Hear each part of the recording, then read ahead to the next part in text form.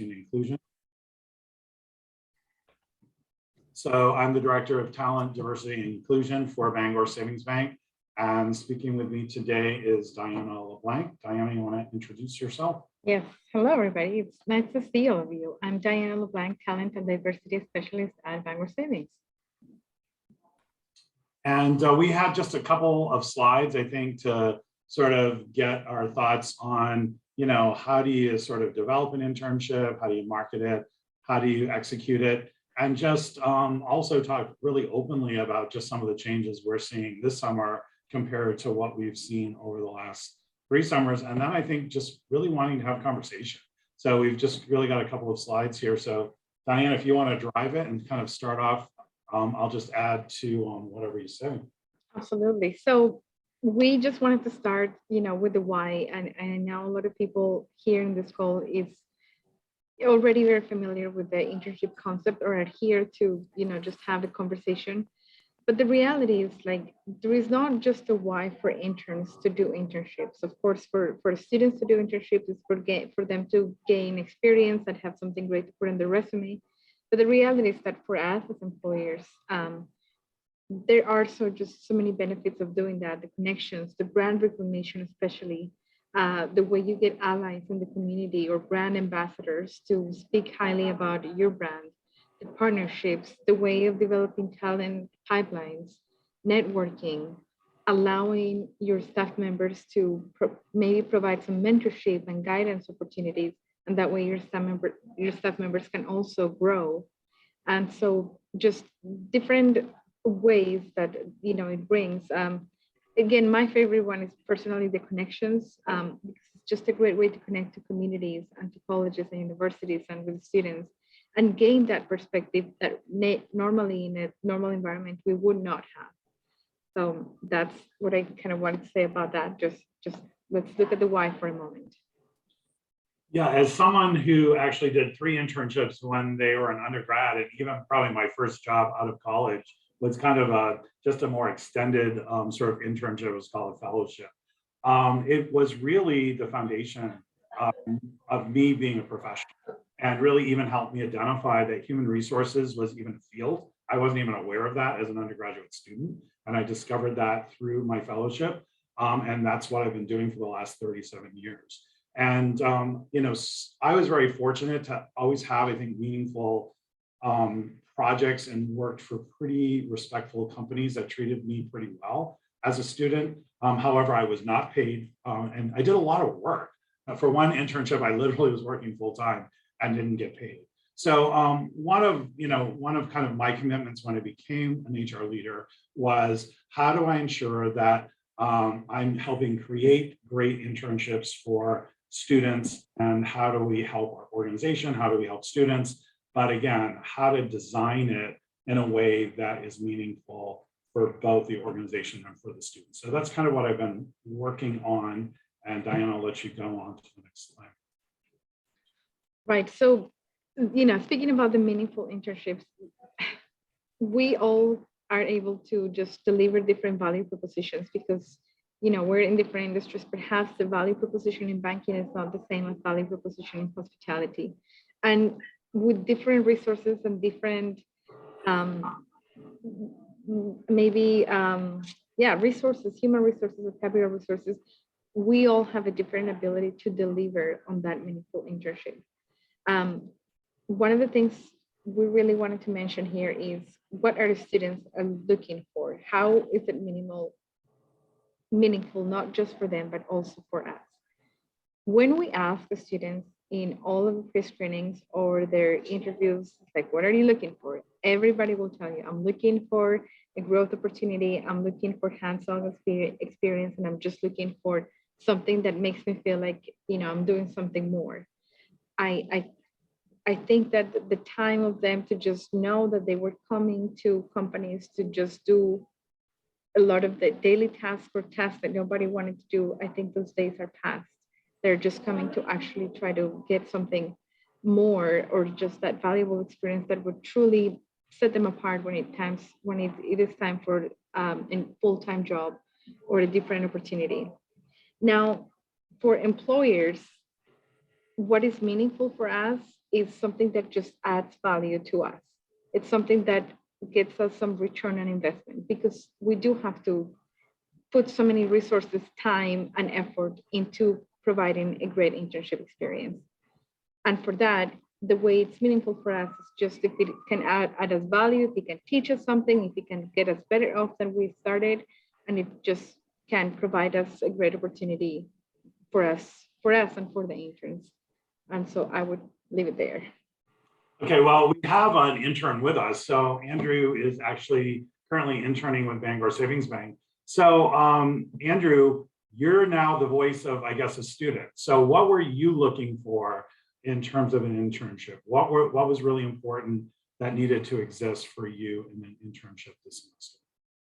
Well, I guess it helped that I've worked for Bangor Savings Bank in the past. So it was, I guess I wanted to build off everything that I've learned in the past and just go on from there. So like, I like how strong the leaders are at Bangor Savings Bank. So I wanted to make sure that whoever was going to be my mentor was going to be someone that was strong, someone that I could communicate well with, and someone that I could learn from. So I think it helped coming back to here, but I think it would be different if I had gone to a different company.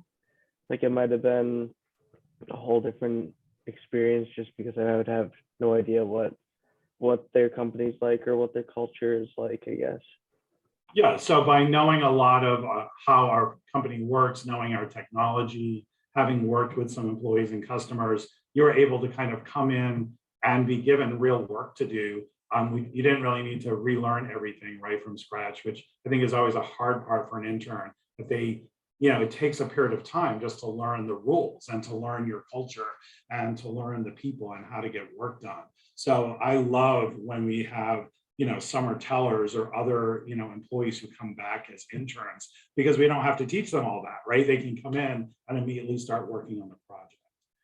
And we changed our internship program to a project-based internship at Bangor Savings Bank about 5 years ago. I had come in as a director of HR 6 years ago, and I saw all of these really cool students coming onto campus, and nobody got to meet them. They kind of worked in a department, they did some work.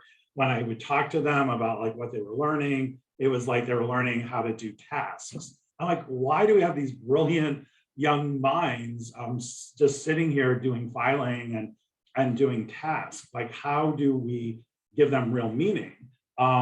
So the next year, basically just went to our CEO and I went to some of the heads of our company and said, what are some things you want to get done? And we never seem to have time to get them done. And we came up with like 6 projects. We gave these projects to our interns, and then they basically came at the end of the summer. We had this huge room full of all of our senior leaders, all of the college representatives, all the faculty members from colleges, and just a lot of managers who have been working with the interns. And what they presented over that couple of hours was just incredible. And at the end, our CEO was like, some of this work we've wanted to do for 5 or 6 years. We've never had the time to do it. And now we brought these students in, and they've now been able to deliver it to us in just 10 weeks.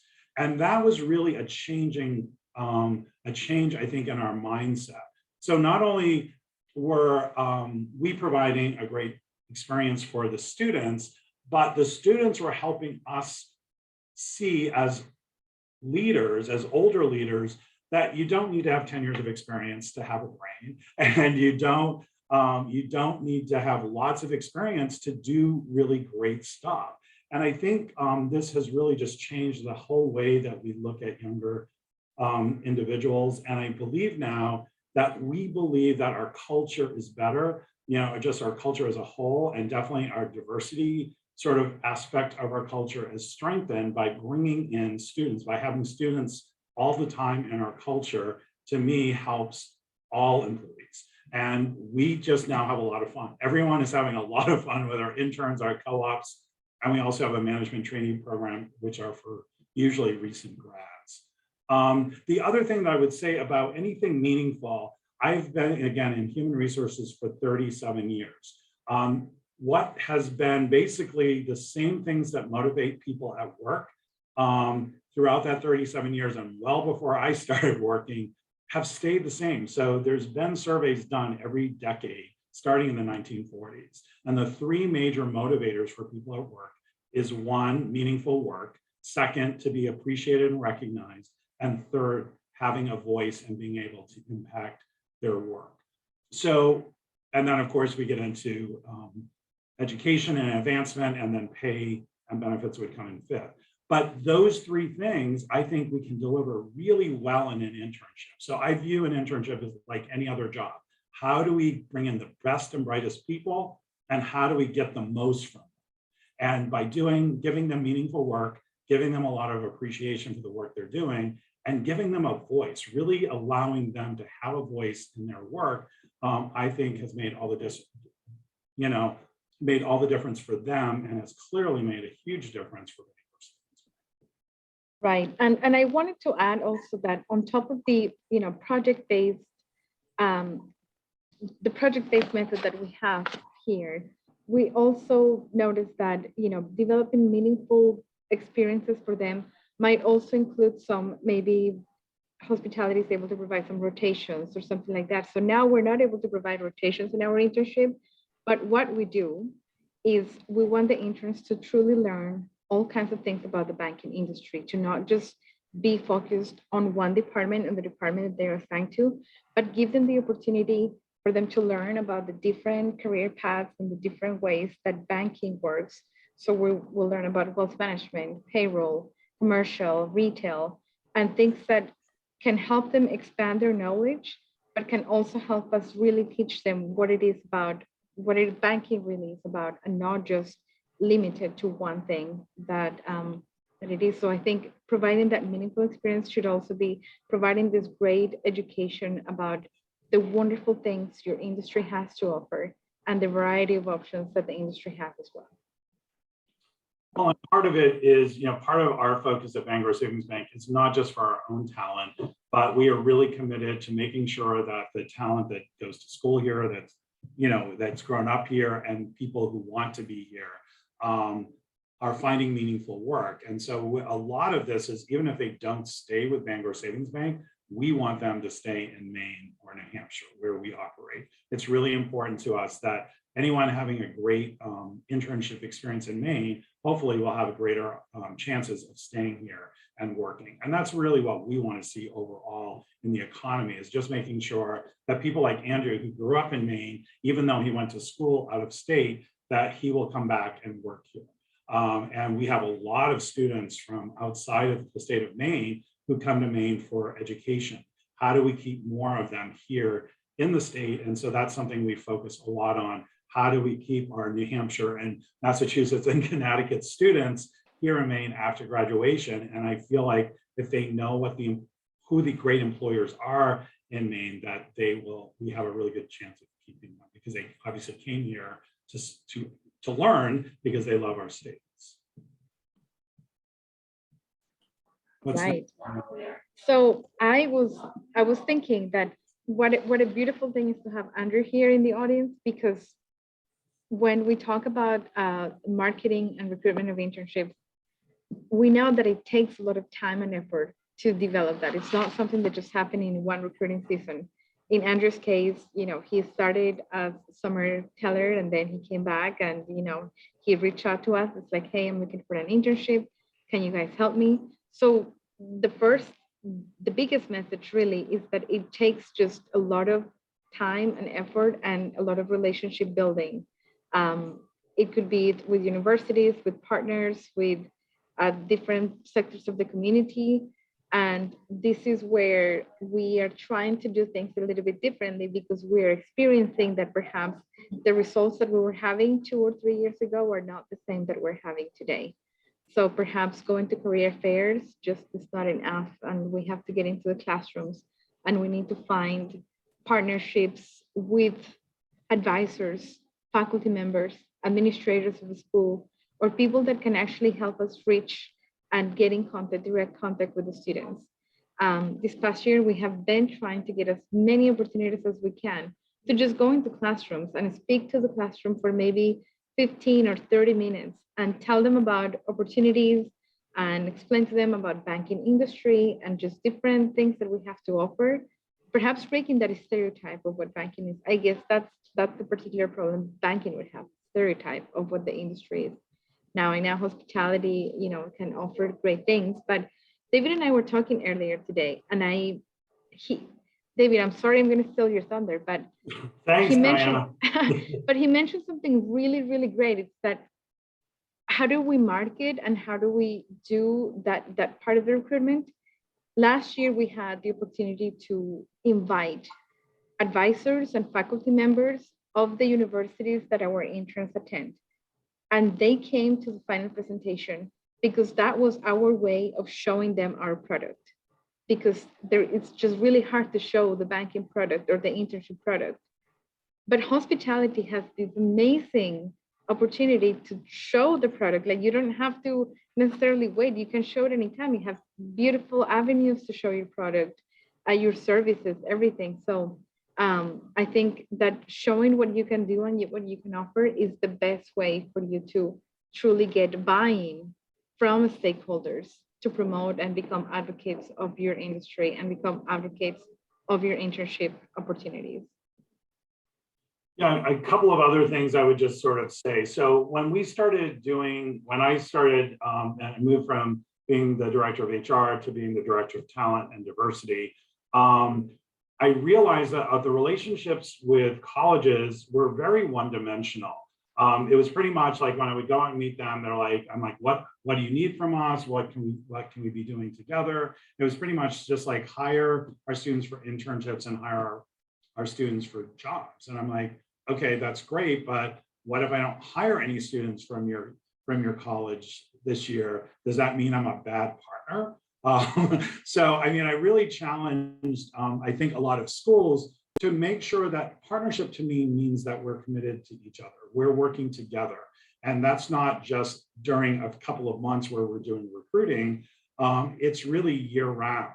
So one of the things we've tried to do is to make sure that we have a relationship and have even a special project or sort of connection with each school to make sure that we're not just being viewed as only a source for internships and jobs, but that we're viewed as an employer partner. So at the University of Maine, we actually have been an amazing employee partner to their digital badging system. At Thomas College, we've been one of the pilot employers to be doing something called Innovation Challenge with their students. We just continue to find opportunities to have something unique that we can be working with schools year round.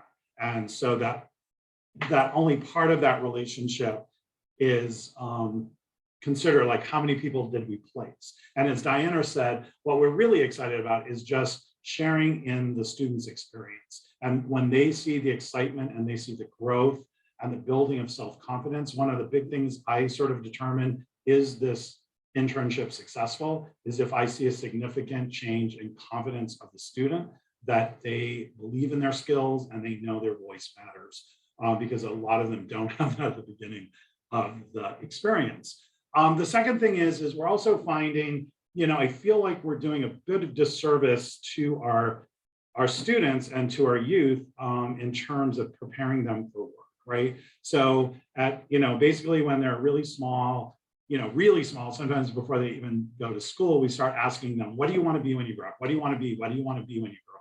Then they get to high school and then it's going to go, where are you going to go to college? Where are you going to go to college? Where are you going to go to college? And then they get to college and it's, what are you going to major in? What are you going to major in? What are you going to major in? And then some people are basically saying, based upon what you selected when you were 5 years old for what job you wanted to be, based upon what your major is, like, here's the one job you can do.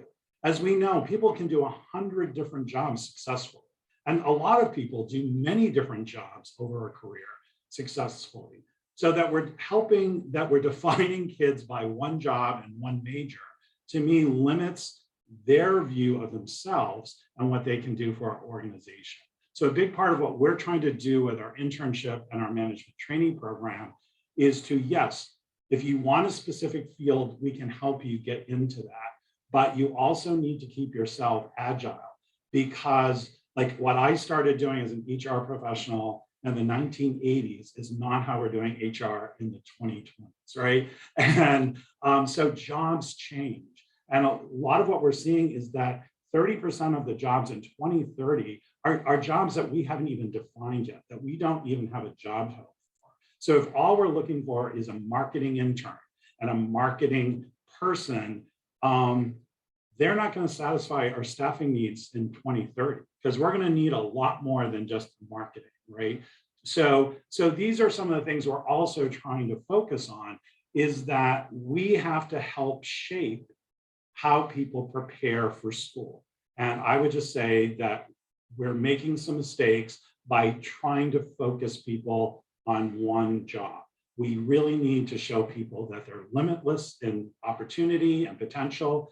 And those are the kinds of employees we're going to need as the workforce changes. And so we have some responsibility, I think, to help students see that, and to even help academic institutions realize that there's more than just a major to the students that are going to their schools. Yeah, that is so true. We just attended a career fair yesterday, and we have some mathematics majors coming. And it's like, do you guys take mathematics majors? Like, you know, everybody's just so focused on the major and if they check a box or not. That's so interesting. But then one more thing regarding the marketing, especially, that I forgot to mention, it's the social media, which is now a wonderful opportunity and a tool for employers to show our culture and to show what our companies are about, to provide that education through social media and networking that everybody can see. And students that are interested in your company or in your industry can learn a lot from you. Even before the interview, they have already a good idea of who you are as a company. And so I think social media is definitely a tool that we should be using more to our advantage and more as of education, to show our, you know, progress, to show our wins, to just, you know, show the community what we can do for everybody. So yeah, social media. Yeah, I think that's what we do, right? When we first meet them, Diana, is we immediately want to connect with them on LinkedIn. And if they're not on LinkedIn, we encourage them, you need to set up a profile and then connect with us. And we definitely encourage them to follow Bangor Savings Bank's social media so that they can get an understanding for what we value, what's important to us, to determine if this is a company that matches their value system, right? We want people who have shared values with us. And if we're not exactly what they're looking for, that's fine, but that's something they can be doing, and we can be sort of helping them decide if it's a good fit well before we get to the position of deciding who we want to hire. I think you got 2 more slides, Diana. Yes. So going into the implementation part. So going back, it takes a lot of work, it takes a lot of coordination, and it takes, we depend on a lot of our managers. So we have sponsoring managers, and we depend on them to be, you know, all provide the same message, be aligned, and be on the same page. And I think it's important that managers understand what we're trying to do and you know, truly support the work on the way we do it. So we try to just provide consistent opportunities for networking. So I was explaining at the beginning, every week we would invite a leader from a different section of the bank to tell us about what is it that they do in their department, and also share with us their career like path and how they got to where they are, to provide some sort of professional advice to these interns that are most of them a year out from graduating. So that's the first part, like just different opportunities as a cohort and different opportunities individually for them to just experience some sort of growth. Involving them in the culture of the organization. So a big part of Bangor Savings Bank, we love volunteering and we love doing things for our communities. So one of the times the intern cohort was together, I say this together because we have interns in New Hampshire and in Portland. So there are very limited of times where we can all be together. So we just decided to go to a local nonprofit and work on their garden, and we did it as, you know, as a group.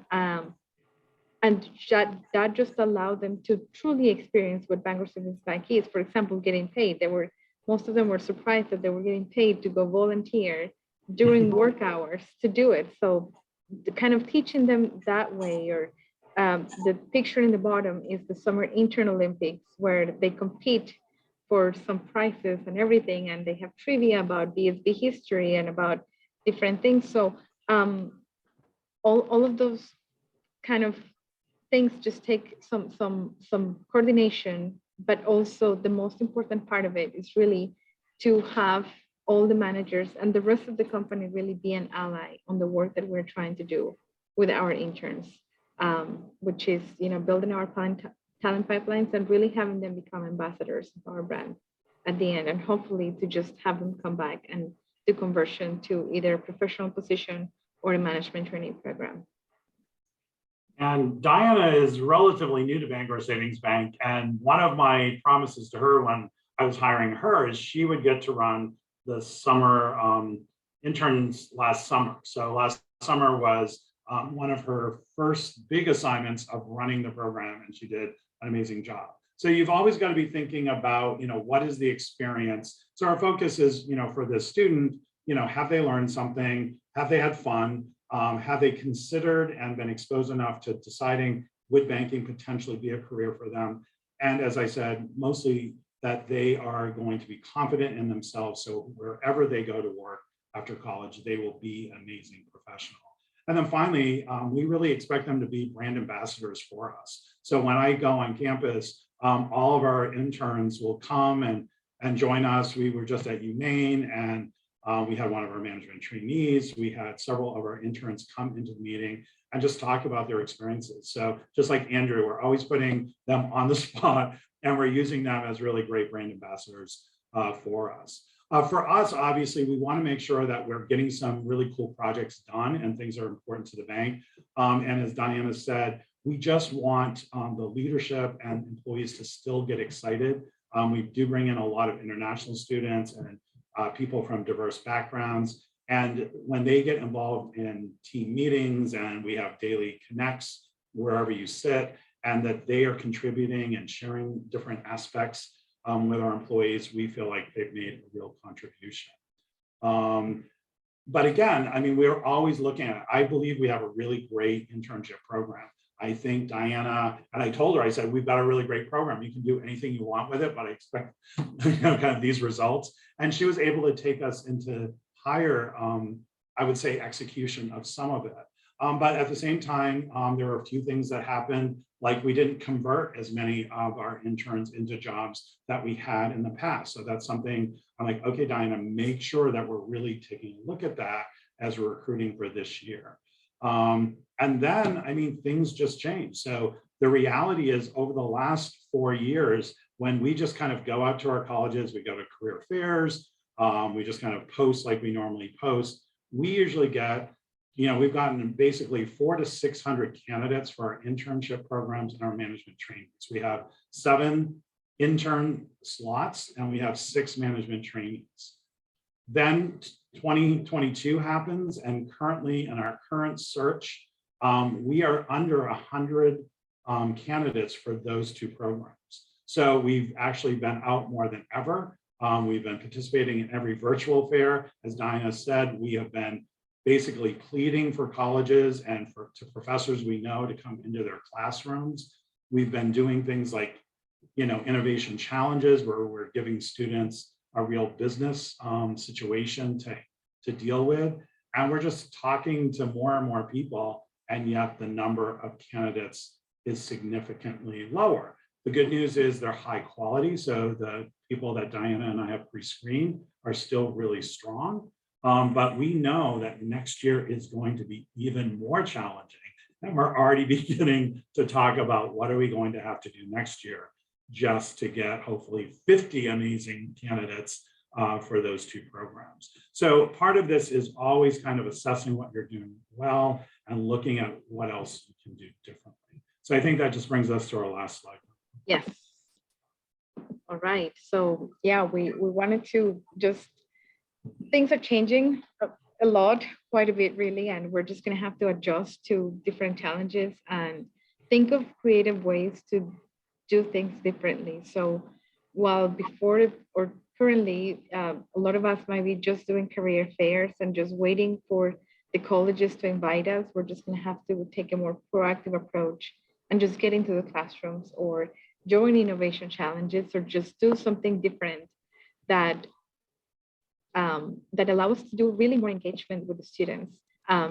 Career fairs are wonderful, are great, but you do see a large volume of people when they show up, because even career fairs have changed so much, especially since we went to a virtual world in career fairs. It's been the numbers have also been absolutely in decline. It's in-person engagement seems to be a little bit better, but still it's really great when we're actually able to find different opportunities to do engagement with the students outside of career fairs. So we just going from just doing career fairs to doing a more proactive approach to go into schools and classrooms and communities to tell people what we're about. Go ahead, David. No, yeah, I mean, I just think it's very different. I don't think career fairs ever were that effective. Like when we went to Maine, we would see hundreds and hundreds of students, but it was really hard to really determine who was really good and who wasn't. And it just, who really would follow up and who did you want to follow up? So it was pretty, it was pretty ineffective in a lot of ways, although it felt good because we interacted with 200 students. The virtual fair we did with UMaine last week, we were on for 4 hours and we had 5 employees ready to pre-screen an interview, and we only had 12 students. Yeah, so that was pretty discouraging, right? And for us, part of it is that when it's open to the employees, when it's just a virtual, and we kind of rely on the students or even career services, what we get is our finance majors. And we've continued to tell students and colleges, we're not looking for finance majors, we're looking for people-oriented people. Banking is not a finance organization, it is an organization on people and relationships. So we don't really care what the major is. We just want really smart, relationship building people who really care and really want to make a difference in people's lives. That's what we're looking for, right? So still trying to break down this whole major thing and getting just to the students that we want. We are, as Diana said, we're going to need to just engage with them on an informal basis. Yesterday, we had 2 of our management trainees. Diana was at UNH, I was at Thomas College. We brought 2 of our young, 22-year-olds who had just graduated last year to come on campus, and they were rock stars, and they were much bigger hits to students because they were the same age than Diana and I were. So I definitely think we need to make sure we're using our young professionals to help really sell what we're doing and what their experience has been. I think it's just a much better approach for students. We also, we are all excited about offering this amazing live experience, and you can do community service, and we're going to have all this fun, and so we're thinking we're offering this really great experience, and yet we've had several students who yeah, I just want to do it from home. I just want to do my internship from home, and then I want to work at night serving, at the restaurant I've been serving at for the last 2 years. Right. So that also says to me, okay, maybe there's some opportunity between sort of corporate world and hospitality world, right? If we can offer maybe virtual internships for 30 hours and somebody can offer them a serving position at nighttime or over the weekends for 20 hours, then the individual can make, money for 50 hours, and both organizations have some staffing, right? So those are things, the way we're going to have to think about it differently than what we've done in the past. Yes, and using our young professionals has also been such a hit because they are able to relate to students much more. The 2 students that we took yesterday to college events, they were both alumni from those schools. So of course, as soon as the students saw that, they were like, oh my goodness, the conversation just turned. I was literally basically there just to answer legal questions because Brandy was doing all the talking. So it was just very interesting to have that approach for sure. Very highly recommended. And when you have people of color as part of your recruiting team, then students of color are much more comfortable coming to you and engaging in conversation. Diane, I think we've talked enough about the meaningful experience. Do you just want to talk about single versus the path of The single summers, yes. So we, part of the idea of the objective of us as employers to get summer interns is not just to have single summers, just not to have someone to come and do for a job for one summer and get done what needs to be done and be done with it. But how can we maybe think of start developing a development path, a career path that young college students could follow if they wanted to continue learning more about the industry? For example, at Bangor Savings Bank, our ideal path would be please become a summer teller when you are in your first years of college, learn about banking, find out if you actually like banking or not. What if you don't like it? And so might as well save yourself some pain from now on. And then become a summer intern when you're an upperclassman. And then after that, the next step would be a management trainee or a full-time position.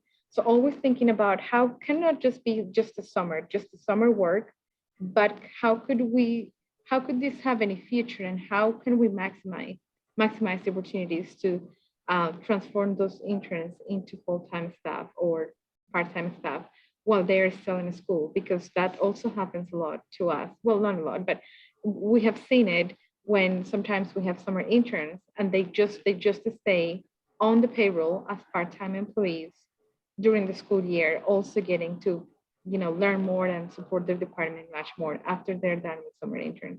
So that's just a great opportunity for us to just gain a lot more of their time, less training, less onboarding, because they already know the system, they already know everything that is going on.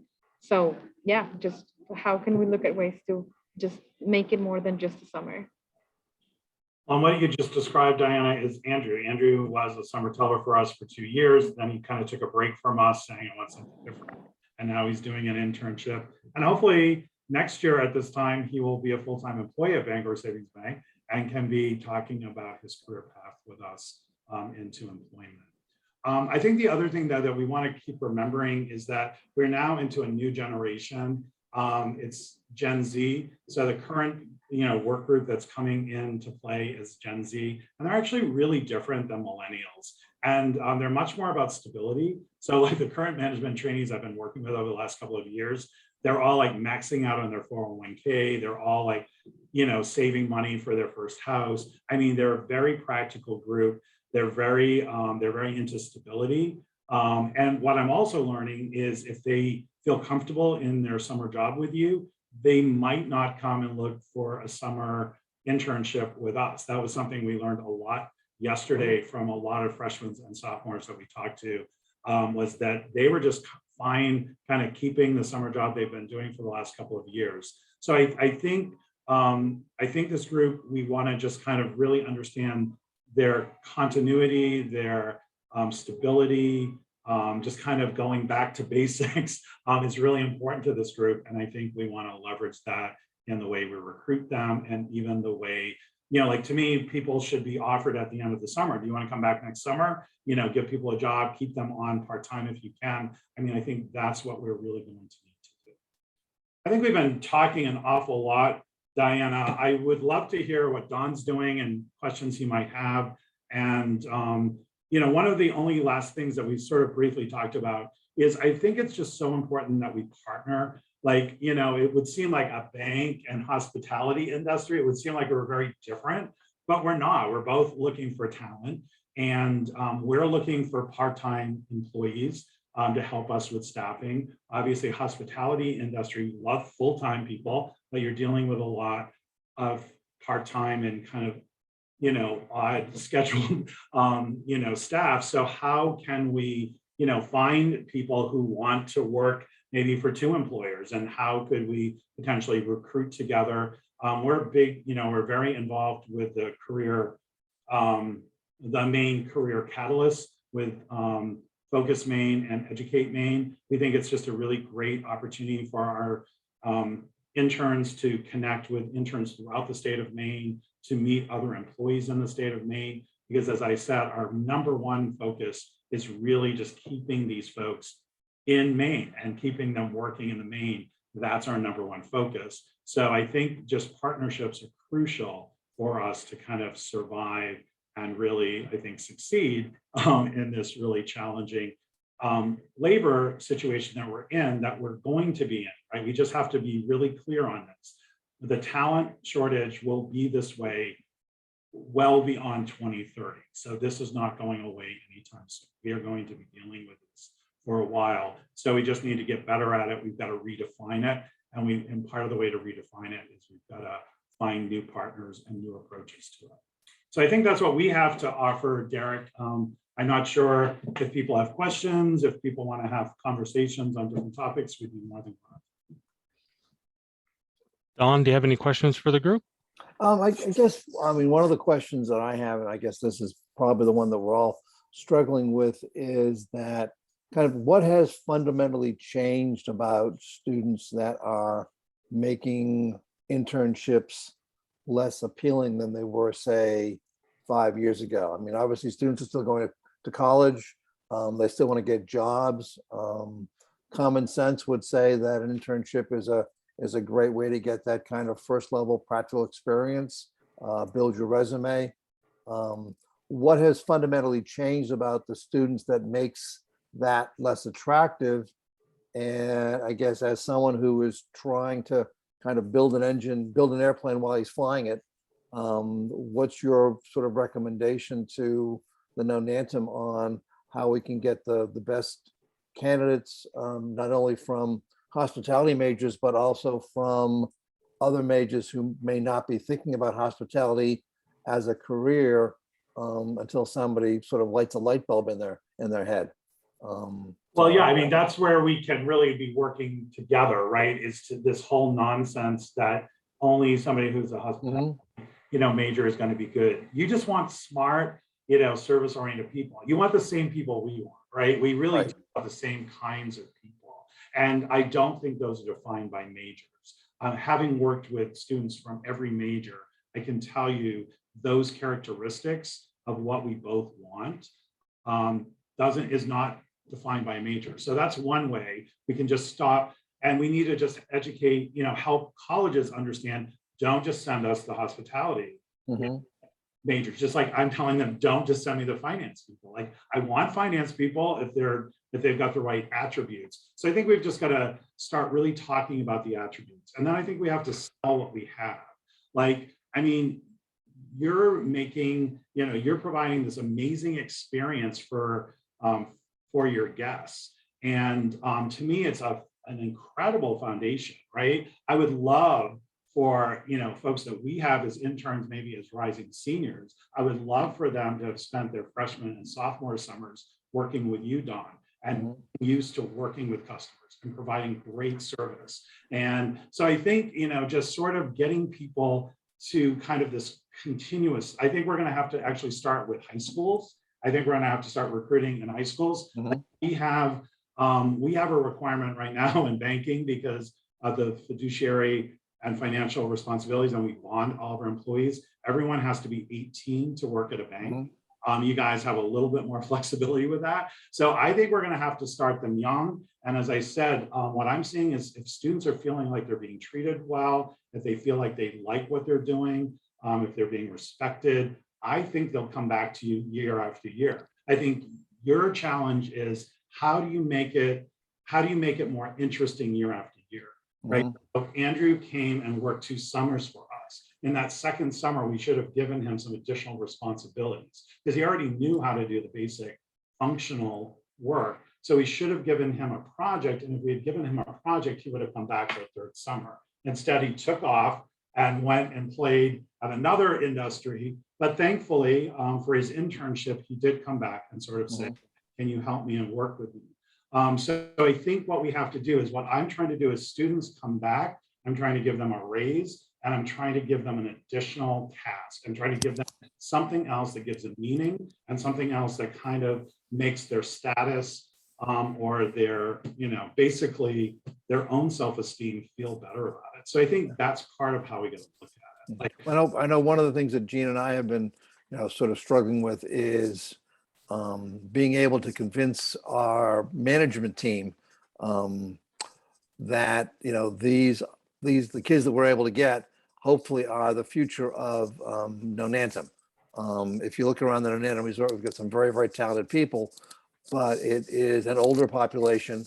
And I think Gin Martin, is the owner, is committed to people development. So she wants to develop the people they have in-house right now, who may be junior members, figuring out ways to allow them to be able to step up and take more responsibility of their organization, while at the same time encouraging the new kids that are coming in through an internship program, that this is a possible, future for you, and here are the things that you can do. So we're trying not to look at them as independent events, but steps along some sort of a path.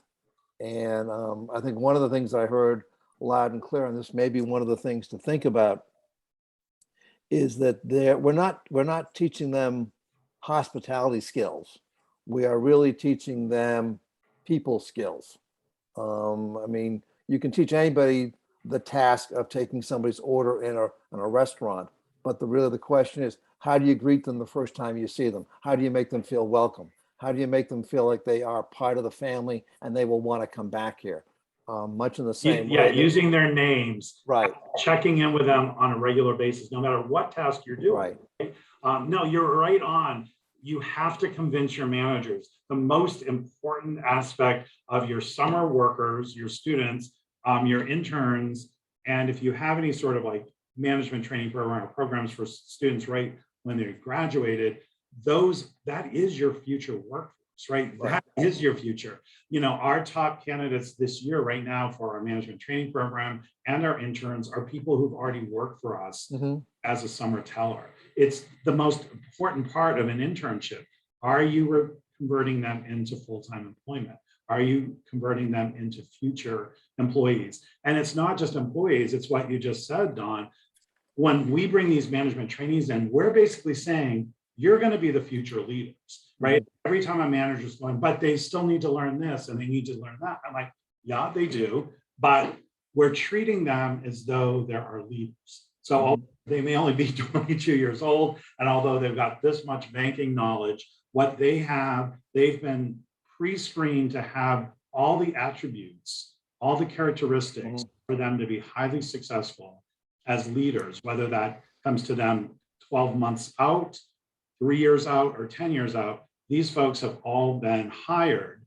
So even our interns, they're hired on leadership skills. One of the attributes we're looking for, because for those who stay with us, they will be our future leaders. And that's how we've got to be hiring them. And we've got to you've got to set your culture that every manager needs to take responsibility for mentoring, right? That's what your older managers should be doing, is they should feel really excited about mentoring these young people to be their replacements in the future.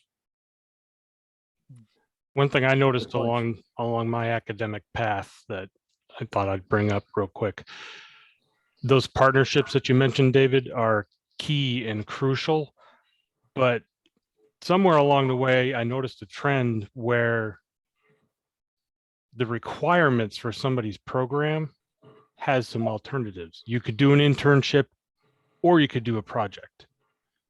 For example, I ran into that on a number of occasions, and almost every student in the class is, well, I have an option, I'll do the project, and so the internships opportunities kind of vanished in a lot of cases. So if we strategically choose, like, for example, SMCCs in their culinary program, they have like 3 different stages where students have to go out and do internships as a requirement. So that would be a key program to engage with. So strategically choosing who to select as your partner, so that steady pipeline of interns is coming, and not folks that might get diverted by being able to do a project instead. Well, and I think that's a really important point as well, Derek, because the other thing that we know that's going to be for 2030 is we're going to see a significant reduction of students going into 4-year programs. So, this kind of practicality, they're going to be like, why do I want to go spend all this money, get into debt like I saw my older siblings do? Like, I might go to a community college, I might just start working. Will you help me pay for some classes? So we're going to have a lot less people going to college. So we will start seeing fewer and fewer people in those 4-year degree programs available to us for internships. So, we generally stay at the 4-year degree, but we're working on a project right now with Portland and the Maine Chamber on interns of color, and we are working with USM and Southern Maine Community College because we think it is going to be important that we begin having stronger relationship with community colleges because they will definitely have more people in the next 5 years than a lot of the 4-year schools. Yep. Good point. What else are you trying, Don, that's working, or what are you trying and you're disappointed? Because again, it's changed overnight for us. We've never thought, our biggest issue was a couple of years ago, I think, I actually went to Hospitality Maine. I'm like going, okay, I've got like 500 candidates and I'm only hiring like 12. So like but they're really good kids. So like, what do you do with them? Do you guys have some people that I can, refer these folks to? So, again, it was a little shocking to us when we started seeing the really slow sort of application process that we're seeing this year. As I said, thankfully, we still have very high quality people, so that's not a problem. But we are going to have to try something different to make sure that we just always have plenty of candidates to choose from. Yeah, well, I think one of the takeaways from me and what I'll take back to Gene and the folks that I work with is that I think we need to think a little bit more about the outcomes. In other words, it's going to be less about teaching them a set of skills in terms of how to run a hotel or restaurant or whatever, and more about what are the things that we're going to help them to learn that they can take to somebody else. We'd hope back to us, but we want it to be, a good experience for them. That also brings up another point that I was trying to sort of wrap my heads around. We're trying to sort of do a blend between sort of traditional job-based duties, some shadowing, and then also trying to provide some opportunities for sort of education for the interns as well as entertainment. What kinds of sort of secondary educational opportunities do the students find interesting? And one of the things I heard mentioned today was some sort of a seminar on how to use social media, how to use LinkedIn. What other kinds of things do the students tend to say, oh, wow, this is a really good thing. I'm glad I'm going to get to learn about this, for example. What's your experience? So are you connected with Maine Career Catalyst? I do not know the answer to that. I've really only been in this job for about 3 weeks. And so actually they will new to me. Yeah, so they will actually provide, as long as you're providing internships, actually provide education. And really? Yeah, they will provide weekly education, and they provide networking events and some social events. And we at one point in time had 700 interns throughout Maine that were participating. So we can get you the contact. Yeah, please do. Yeah, because that's it's really good. It's Maine Catalyst, a Maine Career Catalyst, and it's kind of a partnership between Focus Maine and Educate Maine. And what is Katie's last name, Diana? Katie, oh my goodness. We work with so many Katies. Right? This no. If you can email that after, we'll be able to get Yeah. it out. Yeah, definitely. I will check Katie's info and send back to you.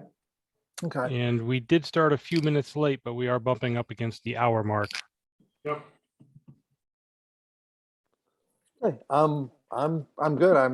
I'm sort of glad and sad that I was your only guest today, but I've learned a lot. I appreciate that. Well, thank you for logging in, Don, and David and Diana. Thank you so much for your time today. Andrew, I hope it all works out for you in this third go around and that you find your home here in Maine. Thank you very much. It's Kate Howell, and this is her email. It's just Kate@Educate Maine. We got it at the same time, Diana. Nice, very nice. Yeah. educatemaine.org. So yeah, she can definitely offer a lot. And then there's so many other educational stuff that Diana and I can sort of share some of the other stuff we're doing. Okay. Yeah, Great. absolutely. Great. Thank you very much. I appreciate it. Thank you. Thank you, everybody. Have a great rest of your afternoon. Thank you so Bye-bye. much.